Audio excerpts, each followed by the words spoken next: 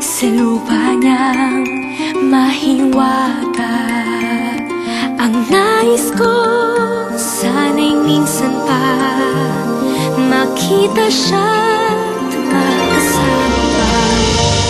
Hindi importante sa akin yung mga material na bagay. Gusto ko lang naman maramdaman na I'm valued. And I want to feel special. Akala ko, gusto niyo nang magkaayusan tayo. Wala na kami ng anak niyo, Don Juan.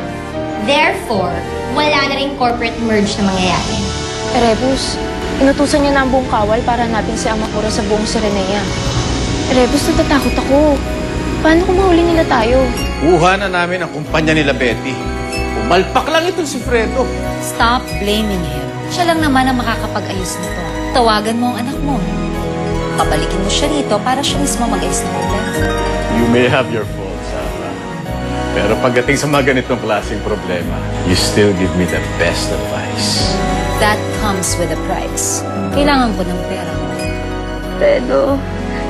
Fredo. May uman. Ibiniri eh. Fredo. Fredo.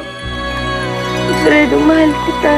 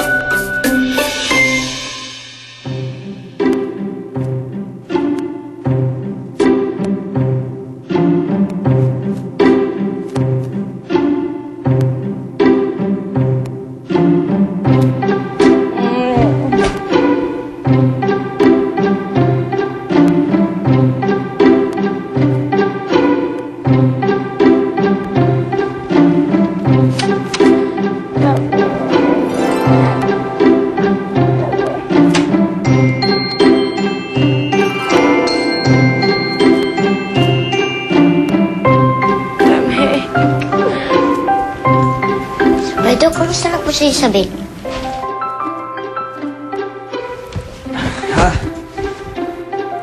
Medyo may lagnat pa rin siya eh.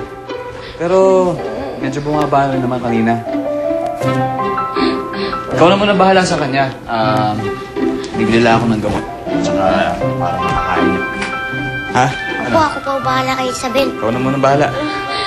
Sir, Nilalamig siya. tama niyo rin po ako ng makakain ha. Bahala. Sige.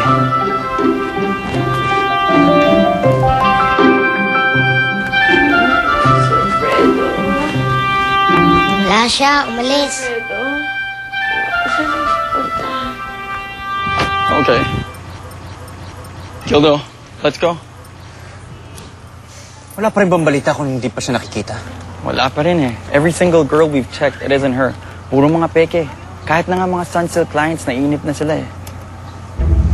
I need to find her, Francis. Hindi ako titigil hanggang di ko siya nakikita. Okay, let's go then.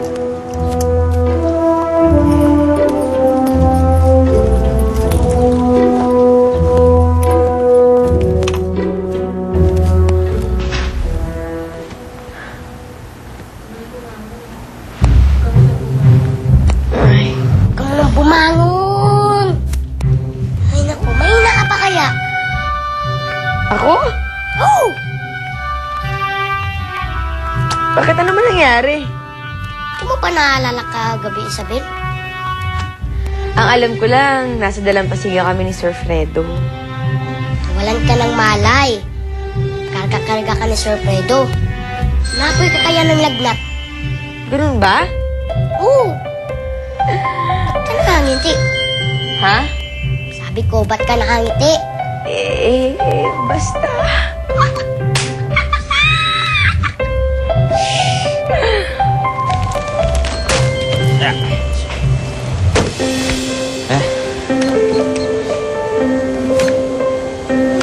Parts, yung may ano dito? Malapit na Chinese restaurant. Sir, dyan po sa may P-Port po, marami pong Chinese restaurant dyan. Ganun ba? Apo. Yung nagbibenta ng ponji tsaka yung mga lugaw, yung pang may sakit. Apo, meron po dyan. Kasi na marami ng vitamin C ng pasyente ko. Yan, Apo. pwede na yan. Sige. Pwede na. Yung gabi kay nalagaan ni Sir Fredo. Ako ay nalagaan niya buong gabi? Ibig sabihin nun, mahalaga pala ako sa kanya.